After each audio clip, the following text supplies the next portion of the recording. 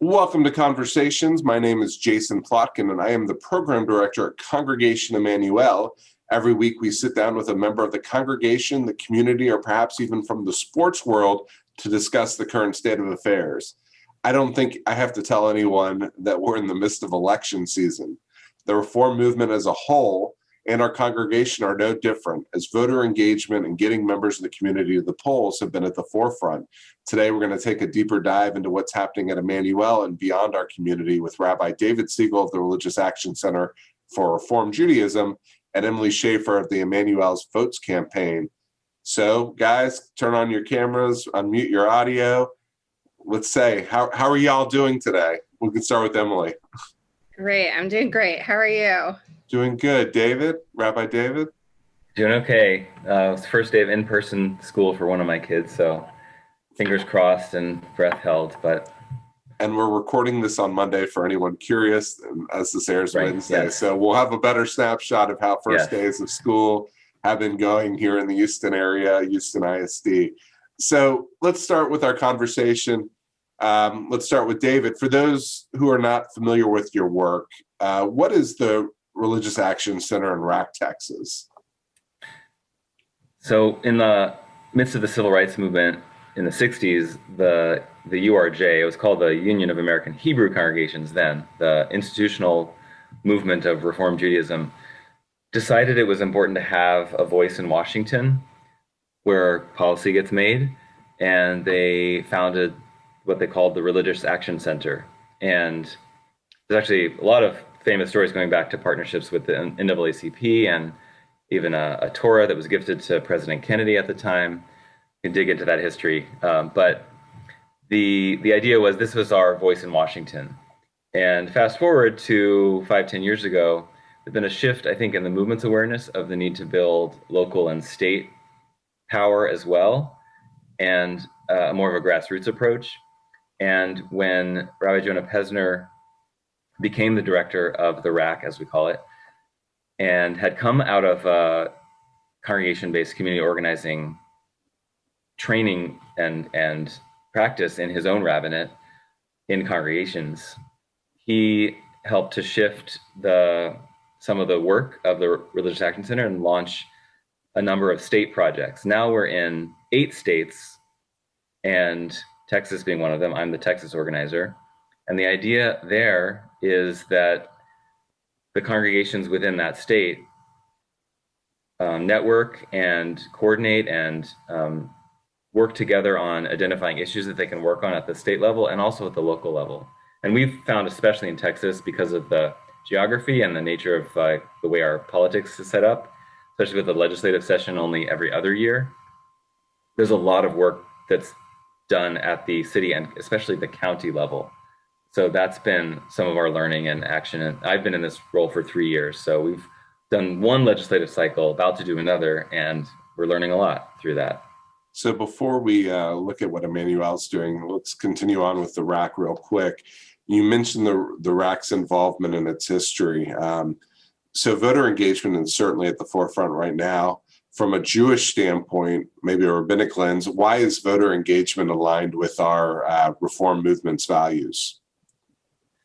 I talk about it in a couple ways. One is a kind of Jewish text and tradition, and one is kind of Jewish story and the imperative that comes out of that.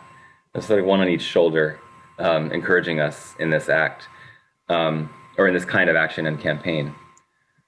In terms of Jewish tradition, a couple texts, I mean, you could do a whole study of the kind of texts about civic engagement dating back to the prophet Jeremiah and others, but he spoke to a community of Israelites in exile, and even then said to them, pray for the welfare of the city that you live in, wherever you are. This is in the darkness of Babylonian exile, and said, you should still work for the peace of the city that you live in. And we may not use the word exile today to describe where Jews live, but the idea that we should be invested fully in the communities of which we're a part. And then a famous quote in the Talmud that we like to put on our materials, and sort of a guiding principle that a leader should not be chosen unless the community is first consulted. That's another one we think about a lot. And certainly in our world, voting is a key way to do that. And that's the snapshot of the Jewish text and tradition side. On the Jewish story side, I think about in my own family, my maternal grandparents immigrated from Eastern Europe as children, eventually ended up in Texas and raised my mom at Emanu El. And my grandmother was a Hebrew tutor there, in fact. And the message that they, and the story that they told to us in explicit and implicit ways was, this country gave us every opportunity. And yes, we had to work hard, but we had a chance to build a life here. And the responsibility that that brings with it is that we contribute to community. We are good citizens. We participate. One way of doing that is by voting. All right, and that's a beautiful segue into Emanu El Votes. So Emily, I think our congregants and those watching may have seen Emanu El Votes in a headline, may have seen it in the communication, possibly, or obviously for Yom Kippur, we offered a Emanu El Votes voter celebration. What is Emanu El Votes? What, for those who may be watching for the first time, what is Emanu El Votes? What is this coalition within our congregation to get people to vote? What's it about? Sure. This is Emanu El Votes is a non-partisan campaign to make Emanu El a 100% voting congregation. We were very surprised to learn through publicly available information that only 48% of our registered voters voted in the last election, which had record turnout in Texas. So that put us below the county average.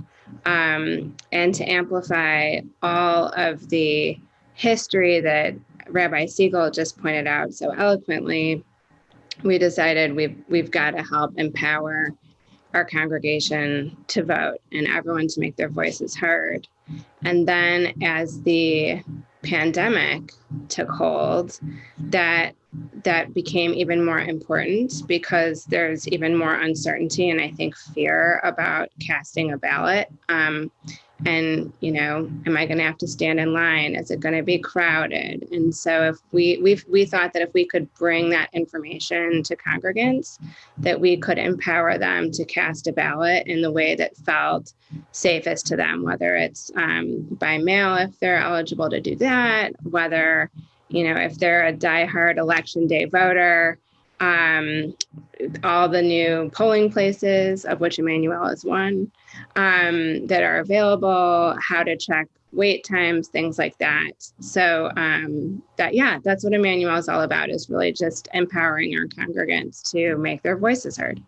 So you brought up the public information, and maybe there's people watching who are not familiar, but building off that, a few months ago, the board authorized Dr. Bob Stein to compare the member roll to the voting records. And it's happened before here in the history of the synagogue. He's a political scientist, and obviously the relationship with Emanu El is there because he is a congregant.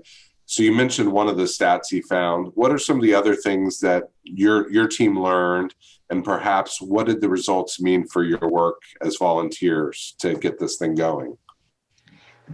Candidly, we were really surprised. Well, first of all, we were honored to work with Bob Stein, and it was so helpful to us because he conducted his work pursuant to the Rice internal review board process. And so everything was confidential and done according to their rigorous study protocols. But candidly, I kind of expected that Emanu El would already have a pretty high voting percentage. And I went to a conference back last December where a few other synagogues from other cities shared their campaigns for the 2016 and 2018 elections. And they had demographics similar to those of our congregation, and they had much higher voting rates. They were more in the 70-75% range. So we thought that we would have some work to do, and it was really important to us to make Emanu El a 100% voting congregation. But we didn't know how much work we were going to have to do. We were not expecting a 48% turnout. And so that really kind of kicked us into high gear. So that's the thing we learned from Professor Stein. That, and it was just helpful to know the age breakdowns of our voters at our congregation, because, you know, Dr. Stein, his research has shown you reach some demographics best by phone, some best by text, some best by email. So that helped a lot as well. So you mentioned learning about other synagogues and their work. We'll pivot back to Rabbi David. I think, you know, when we have an opportunity, I like to explore what other people, whether Jewish institutions or synagogues, are doing. And you're obviously aware and involved in the work beyond our walls, particularly here in Texas, but also nationally. What are you seeing other synagogues doing? Is their work pretty aligned with what we're doing here at Emanu El? What can you share on that front? Yes, there's a lot that is similar. I mean, this is the power of a kind of nationally aligned civic engagement campaign that is also customized at the state and then down to the congregational sort of micro level.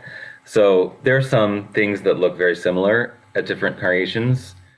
Emily mentioned learning from some other synagogues. I think in particular Temple Emanu-El Dallas, Emanu-El North, as some like to refer to it, and they've been doing this for a couple seasons longer than here in Houston, so they have a little more experience to share, and they've been super helpful in guiding other congregations who are trying to get into it. And so they're doing similar kinds of things with a pledge, getting members to sign a pledge to vote. Now it's a digital pledge. I think in past that there were cards that were handed out at events, but that's become even less possible to do. But I think the digital pledge is easier to track anyway. So that's been good. And there are a few other things that we are doing across the state and across the country. One is more direct to combat voter suppression. And nationally, we've partnered with a group called the Reclaim Our Vote campaign, which is from the Center for Common Ground out of Virginia. But it's a national organization. And so we've had thousands of postcards written and signed by members of our synagogues at Emanu El, at Beth Israel, across the state, and sent to what are basically considered low propensity voters. They're most often voters of the African American community or Latino community. In Texas, in particular, that's who's being targeted for this. Strictly nonpartisan. There's no partisan messaging at all. In fact, you're certainly not allowed to do that, and the script is very carefully written out. It's about getting people information they need to get registered and to vote. And that then segued into phone banking and texting for those who wanted to do that level of volunteering. And there are two other pieces we're doing across the state too. One has been outreach to county election administrators. I talked about learning the importance of our organizing at the county level. Starting in May and June, we were able to meet with the 9 county election officials of the 9 biggest counties in Texas, which encompasses about 53% of the Texas population. I think I did the math at one point. I think that's close to the right number. It's definitely more than half. And so not surprisingly, that tends to be where our synagogues are, those bigger counties. And we were able to have 9 congregational teams come together and do those meetings. And Bob Stein was a great in Harris County because he's literally advising the county on how to implement safe voting during a pandemic. But it was a way to grow our leaders and just to help them have a voice in front of these election administrators who are literally the ones who run and implement the elections at the county level. That's been exciting to see, and many of them have followed up later in the summer and learning about what the challenges are and what those election offices need. And the last thing that has morphed a little bit, originally we were trying to recruit poll workers because we were hearing from everyone there would be a shortage. But in Harris County, there's an oversubscription of poll workers. I'm not sure about other counties. I think actually Travis County, where Austin is, still needed a few hundred more, but Harris County is way oversubscribed. So we're also suggesting to people that if they were going to do that, volunteer to be a poll monitor, a roving poll monitor through our Election Protection Coalition, another nonpartisan role ways to just go to different polling places where you're assigned and make sure everything's going smoothly, or call the hotline if there are irregularities. I volunteered to do that, so I'm signed up for a shift later this coming week. Very nice. And then pivoting back to Emily earlier, Rabbi David mentioned sharing information with communities that might not be aware of the information. I think last week, Emanu El and the eVotes team shared a video answering frequently asked questions about mail-in voting in response to questions we were getting from congregants. What are some of the other common questions we're getting from people within our community, and perhaps that you're seeing more broadly in the county? That was actually another big eye-opener that came from Bob Stein, is that because of his role in helping, well, just because of his years and years of research, but also his role in helping Harris County design their election protocols for this cycle, I was stunned to find out that an astronomical number of vote-by-mail ballots are invalid for reasons like forgetting to sign in one of the places you need to sign, or using the wrong color ink, things like that. So we're getting a lot of questions about vote by mail, particularly in light of everything in the news about the post office, and then the litigation that seems never to end about the drop box locations. So we're getting a lot of questions about that. And then I think maybe we're getting even more questions about COVID safety.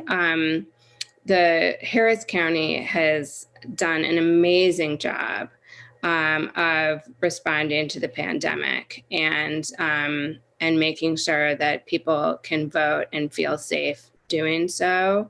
But this pandemic we're all having to adapt constantly to it. And there wasn't time enough, I don't think, to advertise all of the different measures that Harris County has put into place because they were designing them as they needed to.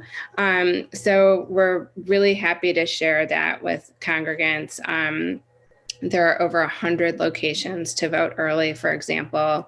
You can track wait times online. So if you're about to leave your house, or your office, you can just click on a link and see if your location is looking crowded or not crowded. You can get a finger cover so that you never have to touch the screen if you vote in person. They've done a ton. They have masks for people who forget theirs or don't have them if they want them. So we're getting a lot of questions about that, and people seem to be taking great comfort in just knowing how to execute a mail-in ballot correctly, and B, what precautions are in place that they can, that it just feels empowering to know about them if you're going to vote in person. I think you really are spot on about the fact that people have questions and really don't especially with COVID, know what's going on. Earlier, it was brought up that we're asking our congregants, and I know the RAC's doing this across the state and nationally, to take a pledge to vote. Please explain for those who are like, I don't know if I should fill this out. What does it mean? What happens with that information after one has made a pledge? That's a great question. I'm so glad you asked that. Another thing that we've learned from Temple Emanu El Dallas, Emanu El North, and from other congregations that have done this work, and also just from other Get Out the Vote organizations and Dr. Stein, the data is very consistent and overwhelming that even taking 60 seconds to make a plan to vote, which means, okay, I'm going to pull up my work calendar. I'm going to vote on this day. Or, you know what? I want to vote by mail. I'm over 65 or I'm disabled and I want to vote by mail this year. I have to request my ballot they need to receive my ballot request by the 23rd. Just taking the time to make a really simple plan, the method by which you're going to vote, when you're going to do it, where you're going to do it, if you're leaving your home to vote, that goes a long way towards translating the intention to vote into actually casting a ballot. So, given that overwhelming data, we have a pledge, a digital pledge.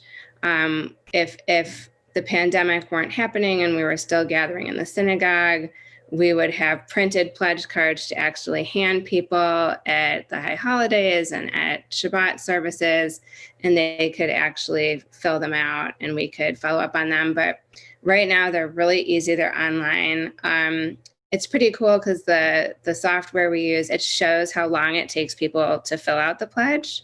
And the average, it looks like, and this is anecdotal, but it looks to me like the average is about 40 seconds.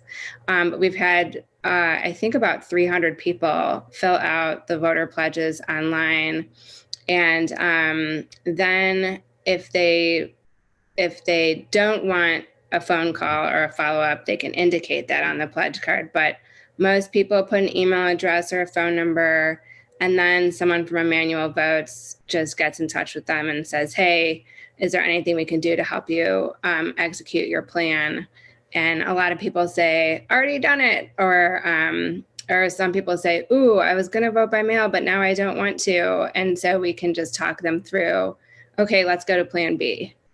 So that's the purpose of the pledge, is just to convert intentions into a cast ballot.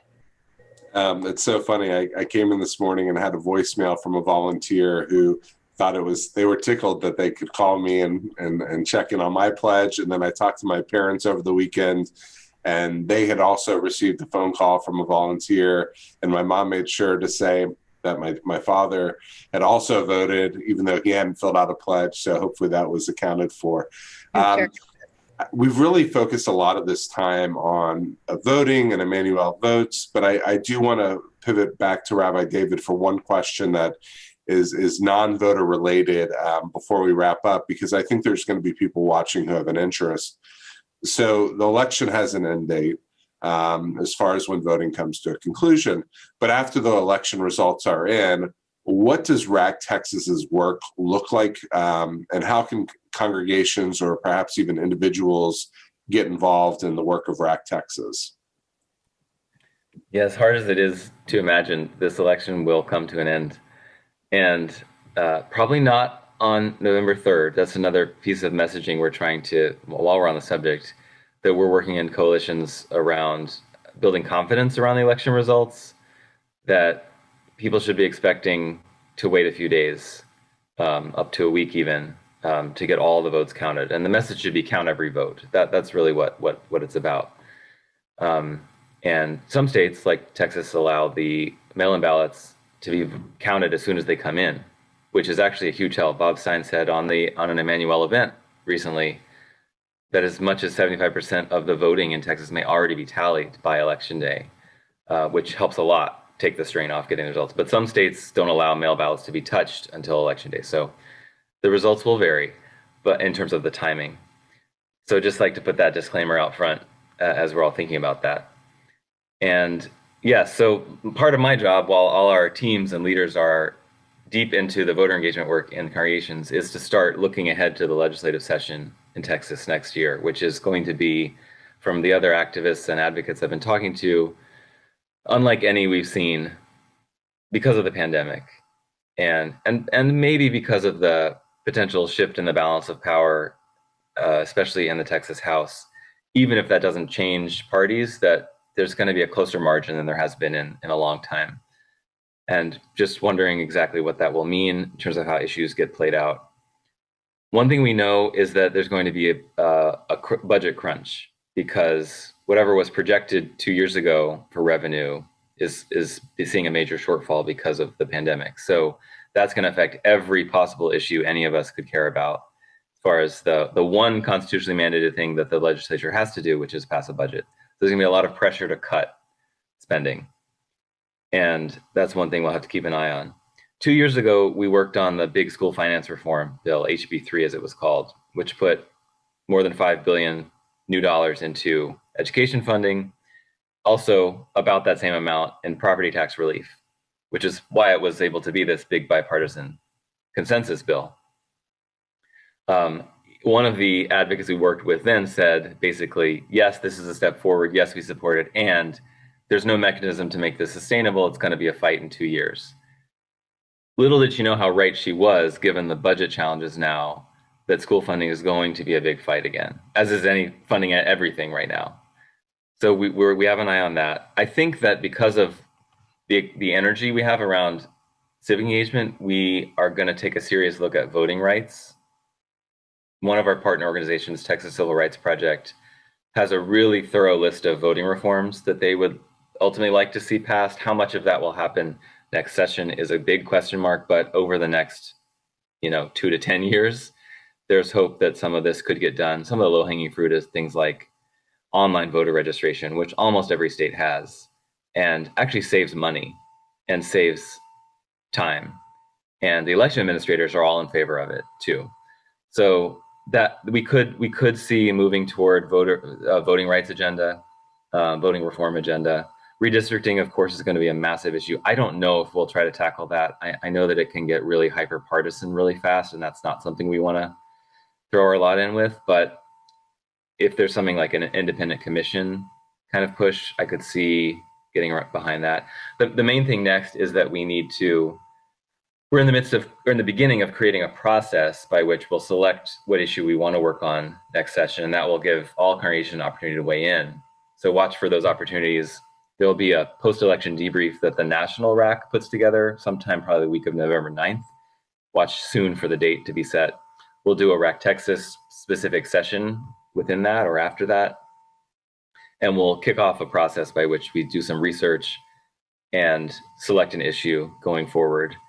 And other things on our radar, there's some criminal justice reform opportunities, especially things that actually save the state money in terms of less incarceration means spending less money on imprisoning people.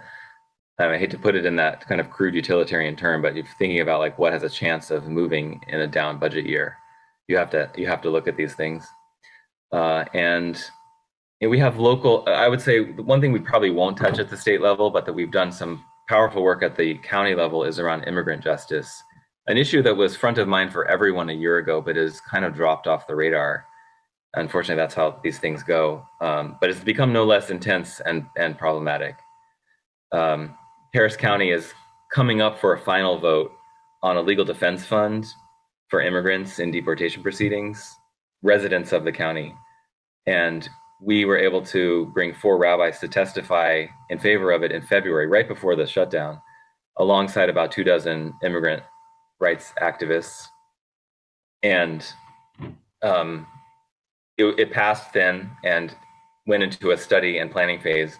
It'll come back around for a vote sometime soon for final allocation of funding. And it's been a challenge because, again, everyone's in a budget crisis at every level of government. So to allocate money for this is a little bit of a harder ask right now, but still looks like it's moving forward. So we'll try to pull on the Jewish community in Harris County for that again when we get a date for a vote. All right, and now our final question. I like to put a PR hat on and give you each an opportunity to share how people can learn more. I'll start with Emily, and for those who are watching on the Facebook and YouTube, this information will be right there, whether it be links, etc. So Emily, if you want to tell people how they can learn more about EE votes and all the information, go for it. Great, I'd love to. It is not too late to fill out a pledge form if you'd like to, and we encourage people to do that. You can find our EE Votes webpage just by going to the main temple website, and you'll see our big logo. I think it's on the right side of the main page, and then you can also find any information, tons of information you could possibly need or want about how to vote in this cycle on that page. So that is emmanuelhouston.org/EE Votes. But you can also absolutely just reach out to any of the EE Votes team if you know any of us and if that's more comfortable for you. And my co-chair is Keith Remmels. And then our strategic team, which has been fabulous, are Annie Stein, Lauren Ziff, and Marcia Feynman. So please feel free to just holler at any of us. But mostly, I just want to encourage everybody to go ahead and exercise their right to vote. It is a huge civic and Jewish responsibility and also a sacred right. So please vote. There's a way to do it safely and comfortably for everybody. And we are 100% registered. So everybody who's eligible to vote at our congregation is registered to vote. And so go out there, make your voices heard. It's never been easier. And we're counting on you to help us reach our goal of being a 100% voting congregation. All right. And Rabbi David, anything you want to expound on from your comments a moment ago? I would say the main thing is to connect through your congregational leadership and get involved that way. That we're a movement that believes in the power of organizing congregations to do good work. So that's really the main way in. You can also visit our website, RAC.org. That's RAC.org/Texas to learn more about. You'll see the civic engagement campaign linked, and we still have up the links to our gun violence prevention and immigration justice, which were groups that were working really at the local and county level, and still sort of chugging along, but we haven't yet posted anything about our statewide efforts into the next legislative session. That's coming soon. But again, the website is RAC.org/Texas for our state efforts. All right. Well, I will post those links again on the Facebook and YouTube. I'd like to thank you both for coming on our broadcast today. I really think that this was an educational opportunity for those to learn about why voter engagement is at the forefront here in Emanu El and within the reform movement. So thank you both for coming on. Thank you so much for having us. I appreciate it. Thanks. So thank you to David Tanner as well, as always. Our next broadcast will be Wednesday, October 28th at 12 p.m. as we will welcome the team behind Count Me In, which is a nonprofit here in the Houston area that provides 8 days of Hanukkah gifts to families who may be dealing with financial challenges. They're great partners of Congregation Emanu El and work with many Houston area Jewish agencies. So please join us for that one. And of course, as a reminder, if you missed any of our broadcasts on Wednesdays at noon, you can catch all the episodes in our archives on the Emanu El YouTube channel. And of course, we will again see you next Wednesday at noon as we have the Count Me In team. Have a great day, everybody.